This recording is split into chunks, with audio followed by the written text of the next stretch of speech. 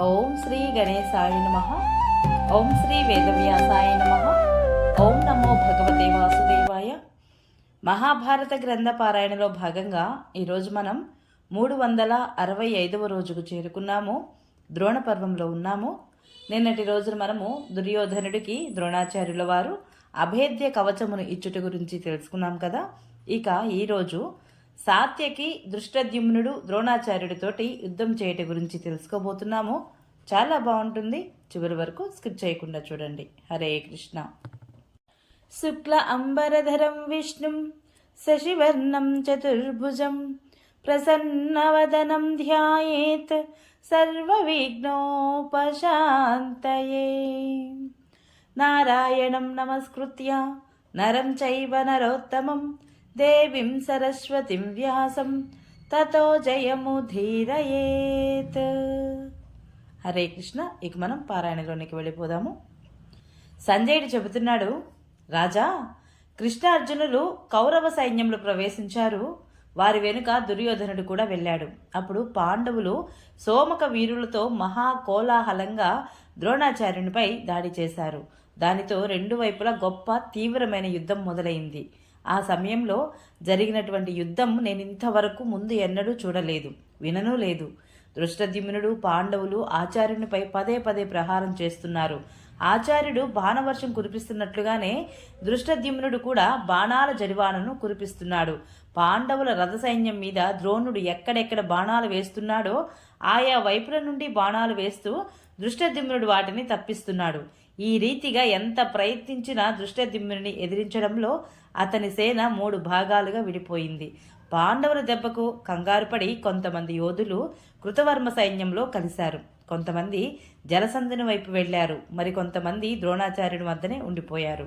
మహారథి ద్రోణుడు తన సైన్యాన్ని సంఘటితపరచడానికి ప్రయత్నిస్తూనే ఉన్నాడు. కానీ దృష్టద్యుమ్నుడు దానిని సరిసమానంగా విచ్ఛిన్నం చేస్తూనే ఉన్నాడు. దుష్టుడైన రాజు పాలనలో దేశం దుర్భిక్షం, మహామారి, బందిపోట్ల కారణంగా నశించిపోయినట్లుగా చివరికి మీ సైన్యం కూడా చిన్న భిన్నమైంది అని సంజయుడు చెప్తున్నాడు. ఈ రీతిగా పాండవుల దెబ్బకు సైన్యం 3 ముక్కలు కాగానే ద్రోణుడు పట్టారాని కోపంతో పాంచాలులను గాయపరచసాగాడు. అప్పుడు అతని రూపము జ్వలించే ప్రణయాగ్నిలా ఉంది. ఆచార్యుని బాణాలకు తప్పించిన దృష్టద్యుమ్నుడి సైన్యము ఎండకు తప్పించినట్లుగా అటు ఇటు తిరగసాగింది. ఈ రీతిగా ద్రోణాచార్యుడిని దృష్టద్యుమ్నుడిని బాణాలతో బాధపడిన ఇరు పక్షాల వీరులు ప్రాణాల మీద ఆశ వదులుకొని అన్ని వైపుల నుండి పూర్తిగా శక్తిని వినియోగిస్తూ యుద్ధం చేయసాగారు. ఇదే సమయంలో భీముని వివసంతి, చిత్రసేనుడు, వికర్ణుడు ఈ 3 సోదరులు చుట్టుముట్టారు. శిబిపుత్రుడు గోవాసనుడు 1000 మంది వీరులను తీసుకుని కాశీరాజు అభిభూకుని కొడుకు పరాక్రాంతుని అడ్డగించాడు. మద్రరాజు శల్యుడు యుధిష్ఠిరుడిని ఎదిరించాడు. దుశ్శాసనుడు సాత్యకిపై విరుచుకుపడ్డాడు. నేను నా 400 వీరుల సైన్యాన్ని తీసుకుని చేకితానుడి దారిని నిలువరించాను. శకునిని 700 గాంధార వీరులతో నకులుడిని ఎదిరించాడు. అవంతి దేశపు విందాను మత్స్యరాజు విరాటుడిని ఎదురు నిలిచారు. మహారాజు బాహ్లికుడు శిఖండిని నిలువరించాడు. అవంతిరాజు ప్రభద్రకుడు 100 మంది వీరులను వెంట పెట్టుకుని దృష్టద్యుమ్నుడిని ఎదిరించాడు. ఘటోత్కచ రాక్షసుడిపై అలాయుధుడు దండెత్తాడు. మహారాజా, ఆ సమయంలో సింధురాజు జయద్రథుడు సమస్త సేనకు వెనుక ఉన్నాడు. కృపాచార్యుడు మొదలైన మహాధనుర్ధనులు అతనికి రక్షకులుగా నియమితులయ్యారు. అతనికి కుడివైపున అశ్వత్థామ, ఎడమ వైపున కర్ణుడు, భూరిశ్రవుడు మొదలైన వారు అతని వెనుక భాగాన రక్షకులుగా ఉన్నారు. వీరే కాక కృపాచార్యుడు, వృషసేనుడు, శల్యుడు మొదలైన అనేక రణ దుర్మధులైన వీరులు కూడా అతని రక్షణ కోసమే యుద్ధం చేస్తున్నారు. వ్యూహముఖం దగ్గర పైన పేర్కొన్న వీరులకు ద్వంద్వ యుద్ధం జరుగుతోంది. మాద్రీపుత్రులైన నకుల సహదేవులు బాణవర్షాన్ని కురిపించి తన పట్ల వైరభావం కల శకునికి ఊపిరాడకుండా చేశారు. అలాగా అతనికి ఏ ఉపాయము స్ఫురించలేదప్పుడు అతని పరాక్రమం అంతా కూడా వ్యర్థమైపోయింది. తన రథం నొగల నుండి అతని రథం పైకి దూకాడు. ఆచార్యుడు 100 బాణాలతో అతని డాలును, 10 బాణాలతో కత్తిని ముక్కలుగా ఖండించి వేశాడు. పైగా 64 బాణాలతో అతని గుర్రాల పని పూర్తి చేశాడు.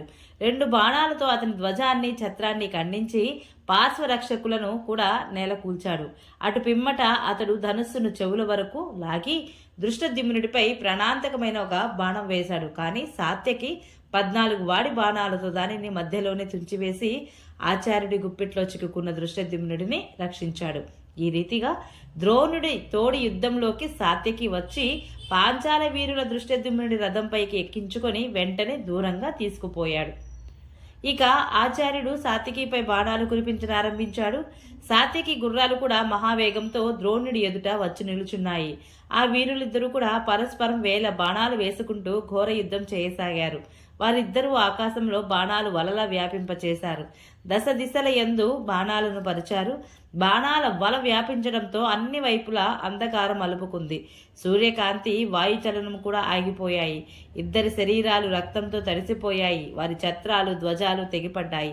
వారిద్దరూ ప్రాణాలు తీసే బాణాలను ప్రయోగిస్తున్నారు. ఆ సమయంలో మన యొక్క యుధిష్ఠిరుడి యొక్క పక్షపు వీరులు నిలబడి ద్రోణ సాత్యకుల యుద్ధాన్ని తిలకించసాగారు. విమానాలు ఎక్కి వచ్చి బ్రహ్మ, చంద్రుడు మొదలైన దేవతలు, సిద్ధులు, చారణులు, విద్యాధరులు, నాగులు కూడా ఆ పురుష సింహాలు ముందుకు దూకడము, వెనుకకు తగ్గడము, వారి రకరకాల ఆయుధ చాలన నైపుణ్యం చూసి మిక్కిలి ఆశ్చర్యపడ్డారు. ఈ రీతిగా వారిద్దరూ కూడా తమ తమ చేతి లాఘవం చూపుతూ ఒకరినొకరు బాణాలతో తుట్లు పొడుచుకున్నారు. ఇంతలో సాత్యకి తన గట్టి బాణాలతో ఆచార్యుడి ధనుర్బాణాలను ఖండించాడు. క్షణంలో ద్రోణుడు ఇంకొక ధనస్సు ఎక్కుపెట్టాడు. కానీ సాత్యకి దానిని కూడా ఖండించాడు. ఈ రీతిగా ద్రోణుడు ఎక్కుపెట్టిన విండ్లన్నింటినీ కూడా సాత్యకి ఖండించి వేశాడు.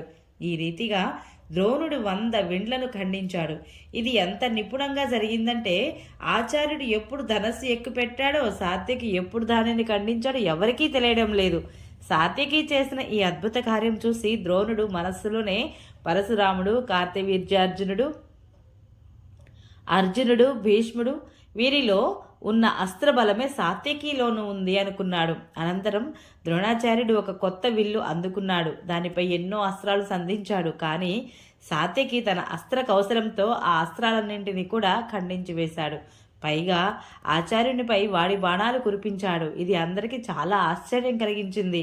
చివరికి ఆచార్యుడు మిక్కిలి కుపితుడై సాత్యకిని సంహరించడానికి దివ్యమైన ఆగ్నేయాస్త్రం వేశాడు.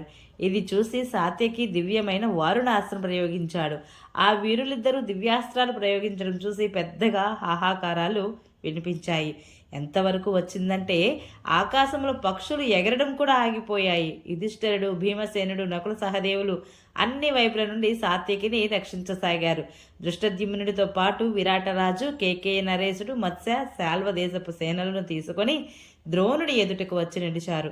ఇంకొక వైపు దుశ్శాసనుడి నేతృత్వంలో 1000 మంది రాజకుమారులు ద్రోణుడి శత్రువులను ముట్టడించడం చూసి అతని సహాయం కోసం వచ్చారు. ఇరు పక్షాల వీరుల నడుమ గొప్ప తుముల యుద్ధము ఆరంభమైంది.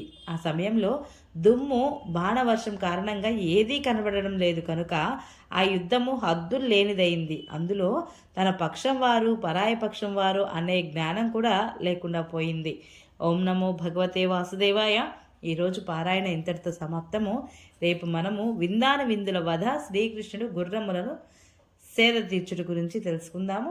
ఈ వీడియో మీకు నచ్చినట్లయితే please subscribe my channel, like, share, comment please. Thank you.